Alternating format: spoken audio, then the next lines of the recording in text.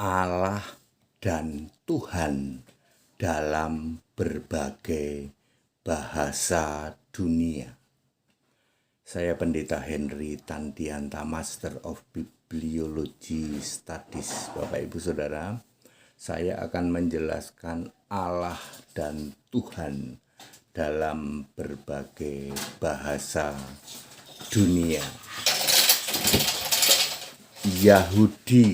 Yahudi adalah pemilik sah kata elah, Eloi, Eli itu. Ya Bapak Ibu Saudara, sebab ada orang-orang yang masih mempermasalahkan mengapa orang Kristen memakai kata Allah. Ya, Bapak Ibu Saudara, kata Allah itu dipakai di dalam berbagai bahasa dunia. Pertama kali orang Yahudi lah pemilik kata elah, Eloi, Eli itu.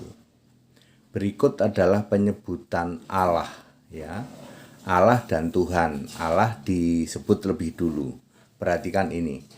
Di Alkitab ini di Alkitab, bukan di mana-mana, bukan di kitab lain, tapi di Alkitab Arab Saudi, di Alkitab Mesir, di Alkitab Yordania, di Alkitab Syria, di Alkitab Irak, di Alkitab Iran, di Alkitab Turki, di Alkitab Pakistan, di Alkitab Bangladesh. Ini di Alkitab, di situ juga ditulis kata Allah dan Rab. Allah itu untuk Allah, Rab itu untuk Tuhan.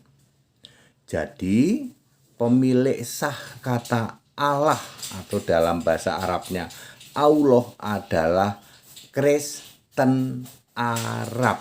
Sedangkan El atau Elah atau Eli atau Eloi, pemilik sahnya adalah orang Yahudi.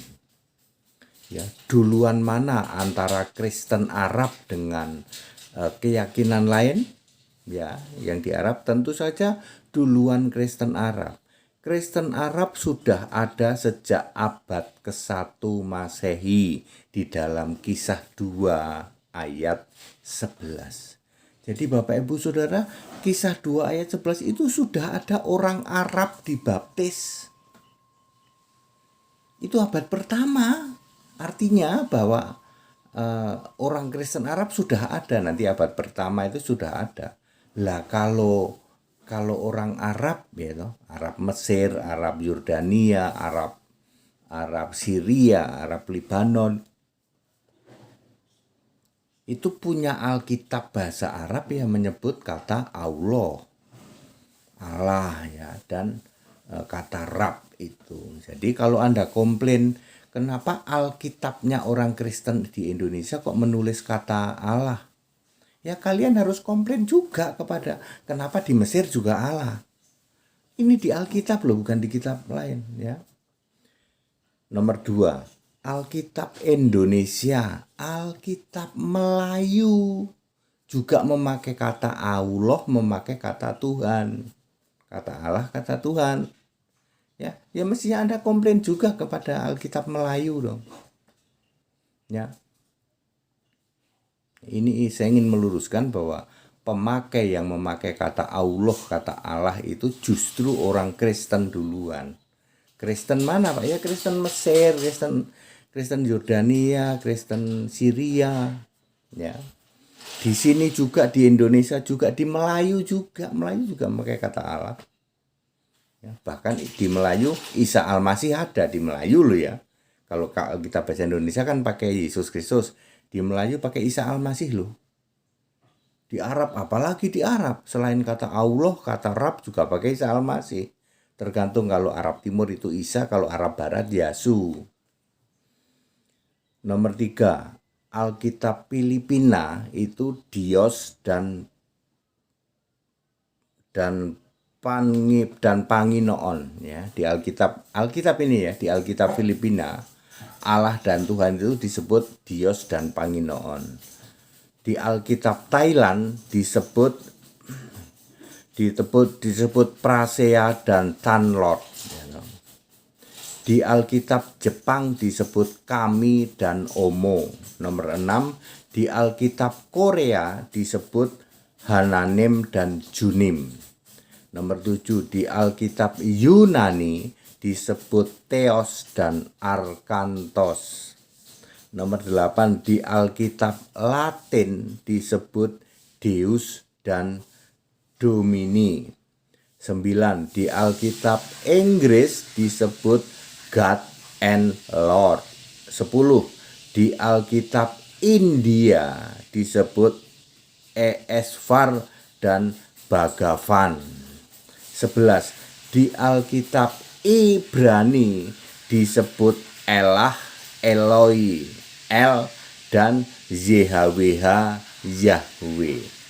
Nah, sekarang tahu di dunia ini menyebut kata Allah dan kata Tuhan itu berbeda-beda.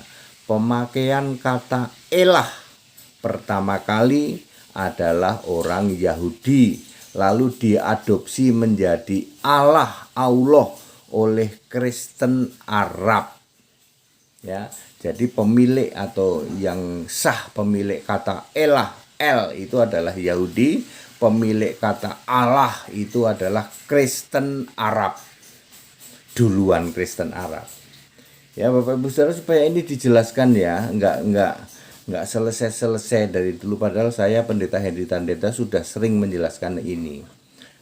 Ya, itu baru soal kepemilikan itu. Jadi pemilik kata elah itu yang sah adalah Yahudi, pemilik kata Allah itu yang sah adalah Kristen Arab. Belum beda. Beda artinya, kalau Allahnya orang Kristen itu punya nama Isa Al-Masih. Jadi Anda nggak bisa klaim, loh kenapa orang Kristen memakai kata Allah, ya toh?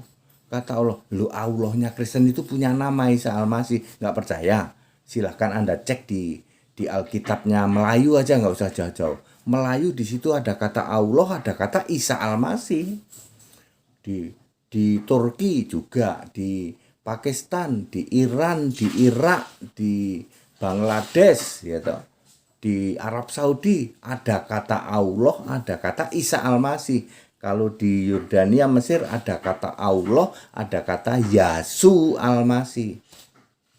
Di Indonesia ada kata Allah atau Allah, ada kata Yesus Kristus. Kalau di Melayu pasangannya Allah, Tuhan, ya, dan Isa Al-Masih. Di Indonesia Allah, Tuhan, Yesus Kristus.